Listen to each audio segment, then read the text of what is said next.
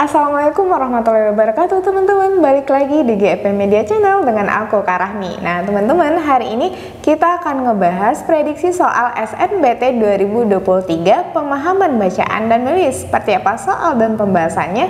Yuk berikut kita simak videonya.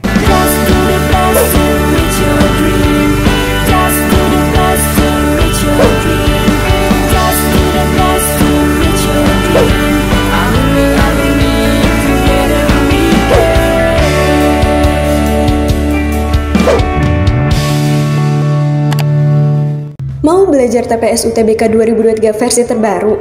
Ikut kelas online di GP Media aja. Kamu bisa belajar 7 subtes TPS dalam 20 kali pertemuan dengan benefit ebook, 12 kali tryout, dan masih banyak lagi. Harganya cuma 350.000 aja loh.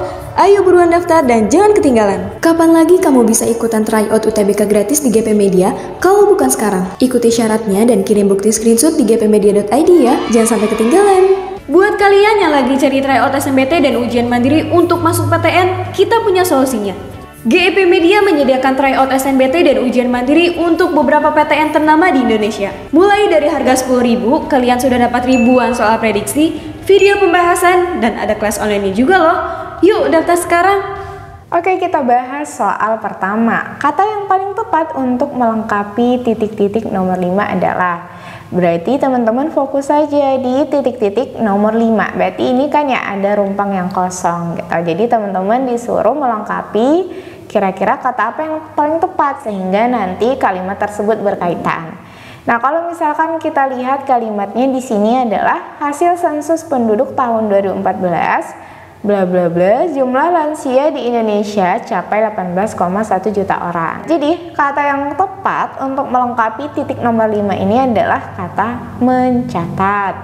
Nah, karena kalau kita lihat di sini objek sensus penduduk di sini bisa kita kategorikan sebagai catatan atau data. Makanya kata yang tepat itu adalah mencatat sehingga dihasilkan kalimat yang lengkap. Hasil sensus penduduk tahun 2014 mencatat jumlah lansia di Indonesia capai 18,1 juta orang.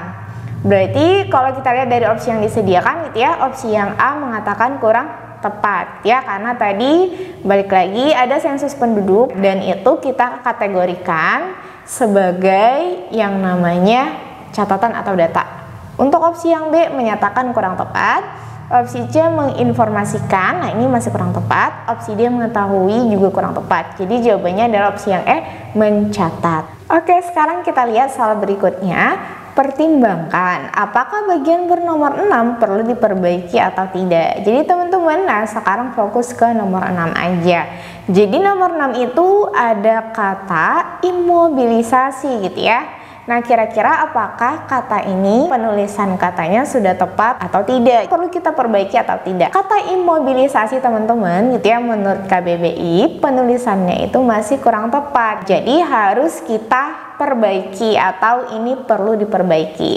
Jadi menurut KBBI sendiri kata imobilisasi ini kurang tepat penulisannya kalau yang tercantum di dalam teks gitu ya.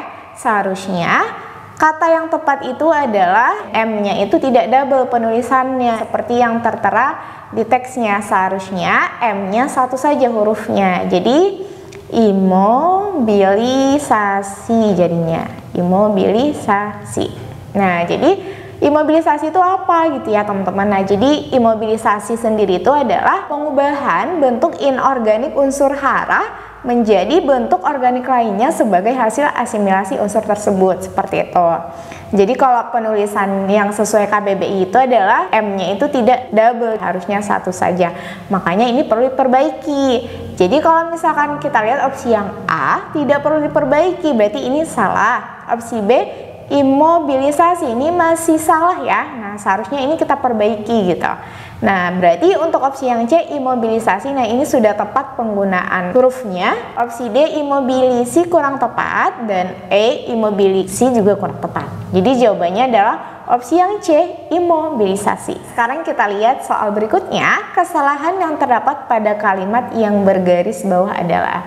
Nah, jadi teman-teman fokus di kalimat yang bergaris bawah. Nah, kalimatnya mulai dari masalah kesehatan yang sering terjadi pada lansia berbeda dari orang dewasa, yaitu imobilisasi, inkontinensia, depresi, malnutrisi, menurunnya kekebalan tubuh dan gangguan tidur atau insomnia. Kira-kira kesalahannya di mana? Kita cek untuk opsi yang A. Penulisan inkontinensia, depresi dan malnutrisi dan insomnia yang dicetak miring. Nah, ini benar teman-teman. Kenapa kalimat yang bergaris bawah ini katanya di sini penulisan inkontinensia, depresi dan malnutrisi dan insomnia yang dicetak miring. Nah, ini salah teman-teman. Ini adalah kesalahan penulisan. Seharusnya kata inkontinensia, depresi dan malnutrisi maupun insomnia, nah mereka itu kan bahasa medis ya. Jadi mereka masih menggunakan bahasa Indonesia dan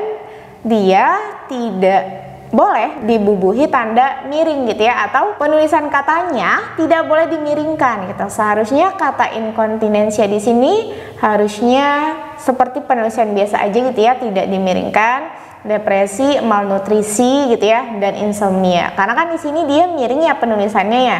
Penulisan katanya kan miring. Nah, ini seharusnya salah gitu. Kenapa, Kak? Karena kalau misalkan dia penulisan bagian medis, nah ini masih penulisannya sesuai dengan bahasa Indonesia atau tidak dikasih tanda miring gitu. Jadi kalau teman-teman menulis kata dicetak miring, nanti dia itu bahasanya harus bahasa asing ya. Nah, atau bahasa daerah juga bisa, atau bahasa Latin juga bisa. Nah, intinya bukan bahasa asli seperti itu. Jadi kalau untuk inkontinensia, depresi dan malnutrisi maupun insomnia dia tidak harus dicetak miring gitu. Karena di sini yang ditanya itu adalah kesalahan, makanya opsi yang A itu adalah opsi yang salah. Karena dia dicetak nih miring, seharusnya tidak gitu. Untuk opsi B, kurangnya tanda baca titik 2 setelah kata yaitu gitu ya. Nah, ini kurang tepat. Nah, karena di sini tidak harus menggunakan tanda baca titik 2 setelah kata yaitu. Opsi C, tanda baca titik dan koma yang salah pada sumber kutipan. Nah, ini salah juga. Itu sudah tepat penulisannya. Tidak adanya tanda baca titik setelah tanda kurung tutup kata insomnia. Nah, ini kurang tepat juga. Seharusnya memang ada tanda kurungnya gitu ya. Karena ini merupakan kata atau gitu ya, gangguan tidur. Nah, dia memasukkannya itu insomnia. Nah, ini benar gitu ya. Penulisan lansia yang seharusnya tidak disingkat, katanya kan tidak disingkat, nah seharusnya disingkat gitu. Jadi makanya jawabannya adalah opsi yang A. Oke teman-teman, nah di sini kakak punya soal terakhir. Soalnya silakan teman-teman kerjakan dan jawabannya silakan ditulis di kolom komentar ya. Oke teman-teman, itu dia prediksi soal SNBT 2023 pemahaman bacaan dan menulis. Sekian dari kakak, semoga membantu. Sampai jumpa.